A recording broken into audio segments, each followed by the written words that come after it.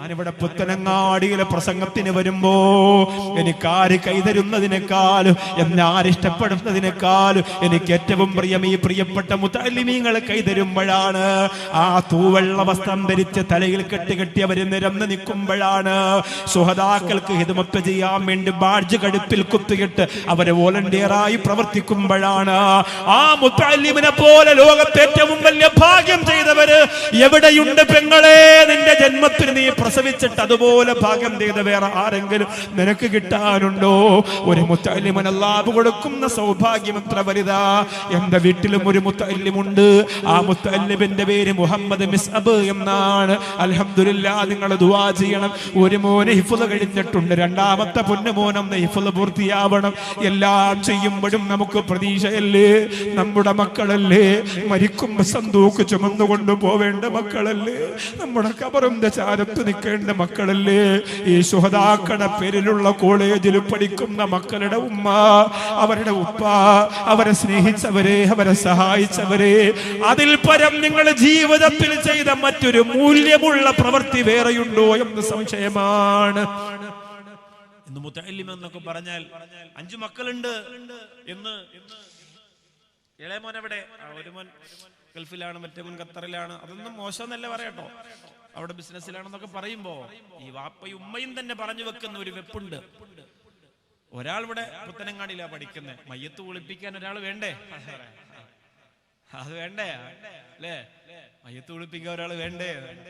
അതിനല്ല, നിന്റെ ജീവിതത്തെ ധന്യമാക്കാൻ നമ്മുടെ മോനല്ലേ, നമ്മുടെ വിത്ത്, നമ്മുടെ പൊന്ന്. ആ പ്രിയപ്പെട്ട മോനൊരു മുതഅല്ലിമാണ്. അതിൽ പരം സന്തോഷം വേറെ ഉണ്ടോ? ഉമ്മു സലമ റളിയല്ലാഹു അൻഹയ്ക്ക് ആരുമില്ലെന്ന് കൂടെ, ഒരാളുമില്ല സഹായത്തിന്. ഒരു പ്രതീക്ഷയുള്ളത് ഈ മോനാണ്. ആകെ പ്രതീക്ഷ ഈ മോനാണ്. ഈ മോനേ ഉള്ളൂ, വേറെ ആരുമില്ല.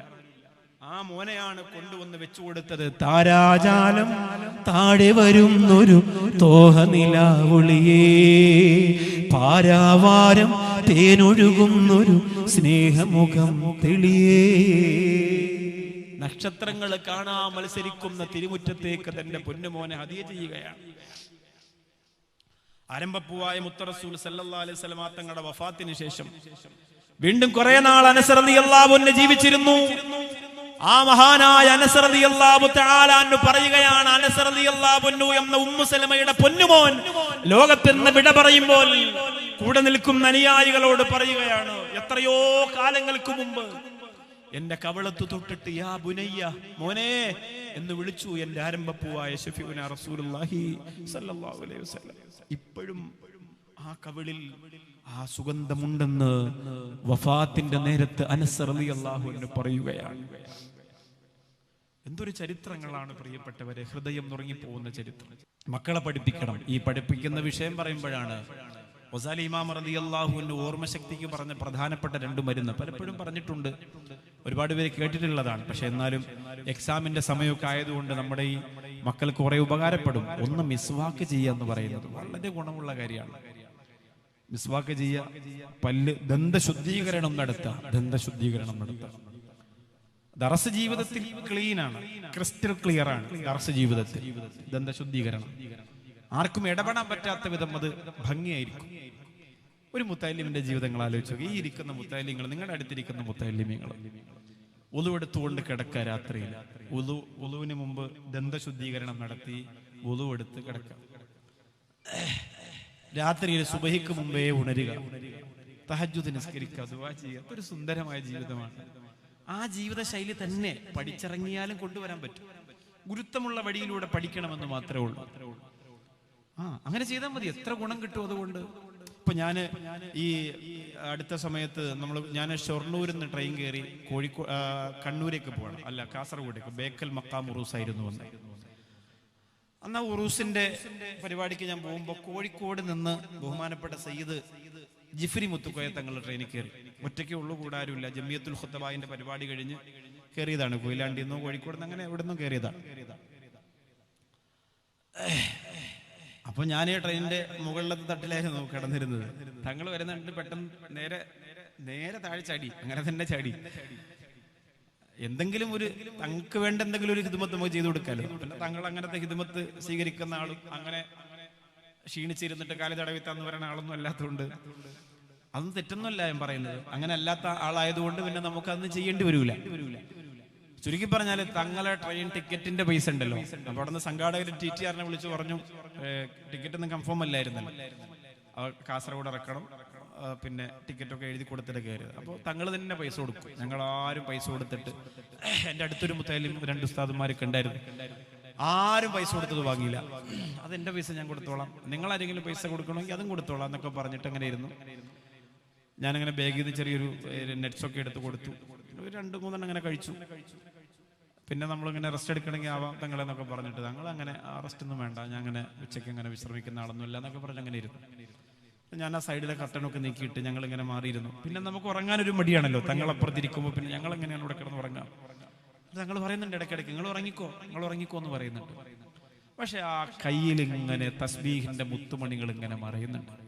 എന്തൊക്കെയോ ബാഗിൽ നിന്ന് എടുക്കുന്നുണ്ട്, ഓതുന്നുണ്ട്, പറയുന്നുണ്ട്, ഇടയ്ക്ക് ഫോൺ വരുന്നുണ്ട്, സംസാരിക്കുന്നുണ്ട്.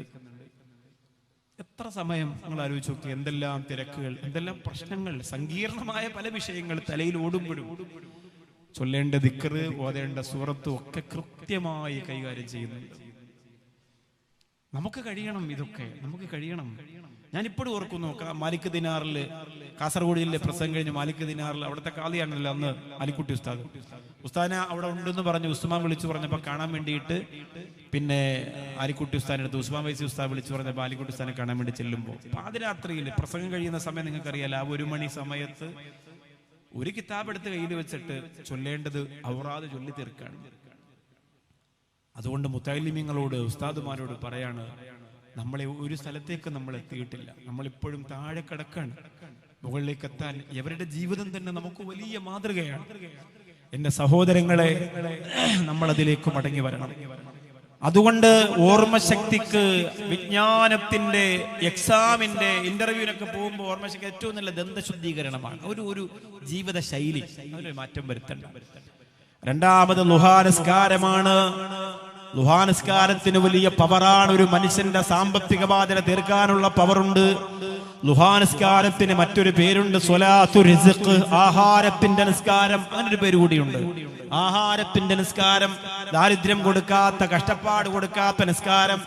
ഇത് 2 കഴിഞ്ഞ് മൂന്നാമതൊരു മരുന്നുണ്ട്, സുബ്ഹാനക ലാ ഇൽമ ലനാ ഇല്ലാ മാ അല്ലംതനാ ഇന്നക അൻതൽ അലീമുൽ ഹകീം. എക്സാമിന് പോകുന്നവര്, പഠിക്കുന്നവര്, വിദ്യാർത്ഥികള് മരുന്നൊക്കെ ജീവിതത്തിൽ കൊണ്ടു നടക്കുക. ഇത് നിങ്ങൾക്ക് എല്ലാ വിജയവും നൽകുന്നതാണ്. ആത്മാർത്ഥമായത് കൈകാര്യം ചെയ്യുക. അല്ലാഹുവേ, ഞങ്ങളുടെ മക്കളെ നീ എല്ലാ കാലത്തും വിജയത്തിൽ എത്തിക്കണേ അല്ലാ.